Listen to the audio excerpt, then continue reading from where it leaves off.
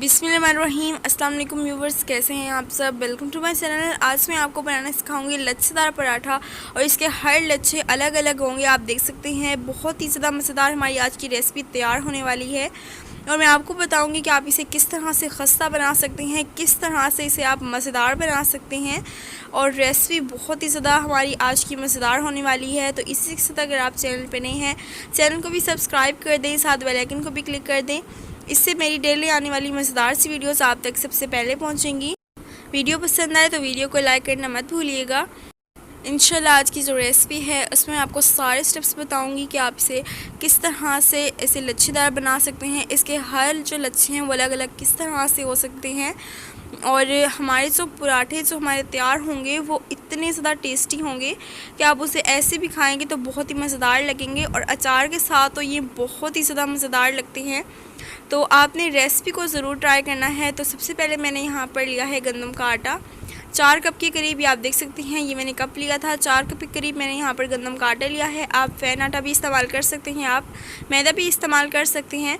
अब मैं इसमें ऐड कर दूँगी 1 टेबलस्पून भर के चीनी का, पिसी हुई चीनी मैं यहाँ पर इस्तेमाल कर रही हूँ। और उसके बाद मैं इसमें ऐड कर दूँगी हाफ़ टेबल स्पून नमक। या आपने बड़ा टेबलस्पून इस्तेमाल करना है। और यहाँ पर मैं 4 बड़े टेबलस्पून ऐड कर दूँगी घी। यहाँ पर मैं देसी घी इस्तेमाल कर रही हूँ। इन केस अगर ना अवेलेबल हो तब आप दूसरा घी भी इस्तेमाल कर सकते हैं। और इसके बाद मैं इसको अच्छी तरह से मिक्स कर लूँगी। यहाँ पर आपने पहले पानी नहीं ऐड करना, बल्कि आपने इसे पहले अच्छी तरह से मिक्स कर लेना है हाथों की मदद से।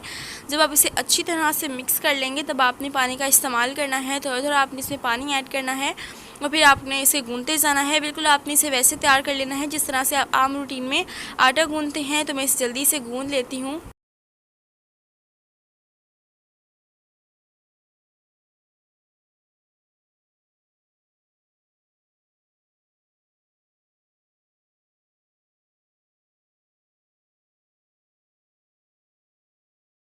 तो यहाँ पर मैंने आटे को अच्छी तरह से गूंथ लिया है। अब मैं इसके ऊपर पानी लगा दूँगी और इसे मैं रेस्ट के लिए रख दूँगी तकरीबन 15 मिनट्स तक। तो यहाँ पर मुझे 15 मिनट्स हो चुके हैं। अब मैं इसका कवर साइड पे कर लूँगी। आपने कवर करके रखना है। फिर मैं इसका एक पेड़ा बना लूँगी। तो आपने इसके पेड़े बना लेने हैं। तो मैं आपको दिखाऊँगी कि आपने कितने साइज़ का इसका पेड़ा बनाना है। ये इस तरह से करके आपने इसका पेड़ा बना लेना है।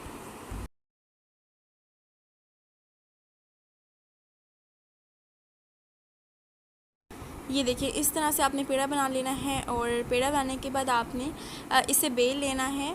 तो इसको मैं बेल लूँगी। आपने इसे ज़्यादा पतला नहीं बेल देना, बल्कि आपने इसे नॉर्मल ही बेलना है।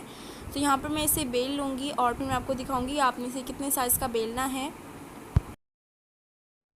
तो यहाँ पे मैंने इसे बेल लिया है, आप देख सकते हैं। आपने इसे इतना ही बेलना है। थोड़ा मैं इसे मज़ीद बेल लेती हूँ।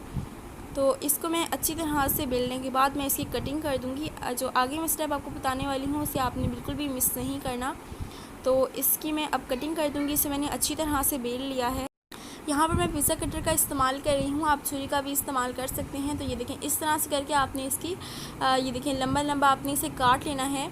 तो अब आपने क्या करना है, इसके ऊपर आपने देसी घी लगा देना है। अगर ना अवेलेबल हो तो आप दूसरा घी भी इस्तेमाल कर सकते हैं।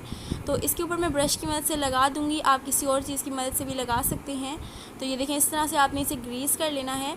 तो सबके ऊपर आपने इसी तरह से घी लगा देना है, इसे आपने ग्रीस कर लेना है। तो यहाँ पर मैंने घी सबके ऊपर लगा दिया है। आपने अच्छी क्वांटिटी में लगाना है, आपने कम नहीं लगाना। और उसके बाद सबको मैंने अच्छी तरह से ग्रीस कर लिया है। अब मैं एक साइड को इस तरह से रोल कर दूँगी। ये देखें इस तरह से आपने बस इसे रोल करते जाना है। फिर आपने दूसरी के ऊपर रख के फिर आपने इसे दोबारा से रोल कर देना है। ये देखें इस तरह से सिंपली आपने इसे रोल कर लेना है। ये आपको नज़र आ रहा होगा क्लियरली, मैं आपको दिखाती हूँ। बस आपने ये देखें इस तरह से ऊपर रखना है और फिर आपने इसे रोल कर लेना है। और इससे क्या होगा कि ये चिपकेंगे नहीं। तो आप अगर देसी घी लगाएंगे तो ये बिल्कुल भी नहीं चिपकेंगे आपस में। और इसके जो लच्छे हैं वो अलग अलग रहेंगे और इसके लेयर्स जो हैं बहुत ही अच्छी से वो तैयार हो जाएंगे। इसी तरह से आपने बाकी भी तैयार कर लेने हैं। अक्सर लोग यहीं पर मिस्टेक करते हैं कि वो क्या करते हैं कि इस पर ग्रीस नहीं करते घी के साथ, जिसकी वजह से ये चिपक जाते हैं। तो आपने ग्रीस कर लेना है, फिर ये इंशाल्लाह नहीं चिपकेंगे और इसके जो लच्छे हैं वो बहुत ही अच्छे तरीके से तैयार हो जाएंगे, जिस तरह से आप बाज़ार से लेकर खाते हैं, बल्कि उससे भी ज़्यादा मज़ेदार इसके जो लच्छे हैं वो तैयार होंगे। और वैसे भी पराठे की सारी खूबसूरती जो है वो लच्छे पर डिपेंड करती है, तो आपने इस पर ख़ास तवज्जो देनी है। उसके बाद आपने एक पेड़ा लेना है, उसके ऊपर आपने इस तरह से डस्टिंग कर देनी है। यहाँ पर मैं मैदे की डस्टिंग कर रही हूँ, आप आटे की भी कर सकते हैं। तो इस तरह से आपने थोड़ा सा इसे प्रेस कर देना है और ये देखें इस तरह से आपने इसे प्रेस कर देना है। फिर आपने इसे बेल लेना है, सिंपली जिस तरह से हम रोटी बेलते हैं उस तरह से आपने इसे बेल लेना है। और यहाँ पर मैं इसे अच्छी तरह से बेल लेती हूँ, फिर मैं आपको दिखाऊँगी कि आपने इसे कितना बेलना है, कितने साइज़ में आपने इसे बेलना है। तो ये देखें इस तरह से करके आपने इसे बेल लेना है, यहाँ पर आप देख सकते हैं। और उसके बाद आपने यहाँ पर एक पैन लेना है या आप तवा भी ले सकते हैं और उसके ऊपर आपने इस तरह से ग्रीस कर देना है देसी घी से। ब्रश की मदद से मैं इसे ग्रीस कर दूँगी अच्छी तरह से। और उसके बाद आपने एक पराठा लेना है जिसको आपने बेल लिया था, उसको आपने इसमें डाल देना है। अच्छा, अब यहाँ पर मेन बता जाती है ये खस्ता किस तरह से होंगे, तो आपने मीडियम आंच पर इसे पकाना है, मीडियम फ्लेम पर। और इसको आपने एक साइड से जब पका लेंगे तो आपने दूसरी साइड से पलट कर फिर आपने इसको फिर से ग्रीस कर देना है। आपने इसे पलटते रहना है, आपने देसी घी भी लगाते जाना है, उससे ये खस्ता तैयार होंगे और मज़ेदार से तैयार होंगे। तो आपने इसे दोबारा से इस साइड से भी आपने इसे ग्रीस कर लेना है देसी घी से और उसके बाद आपने इसे पलट देना है। फिर आपने इसकी बैक साइड से भी इसे ग्रीस कर लेना है दोबारा से। इस बात का आप ख्याल रखिएगा कि आपने इसे घी में पकाना है, ऑयल में आपने इसे नहीं पकाना। और इस साइड से भी मैं इसे अच्छी तरह से पका लूँगी, आपने इस साइड से दोबारा से इसे ग्रीस कर देना है।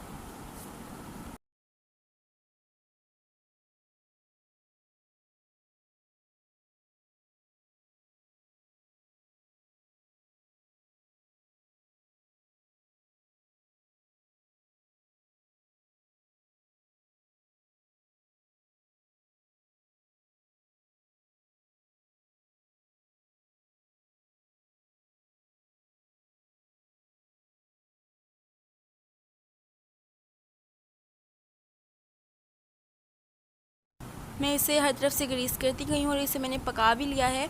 और हमारा जो पराठा है ये देखिए माशाल्लाह कितनी प्यारी इसकी लुक आ रही है।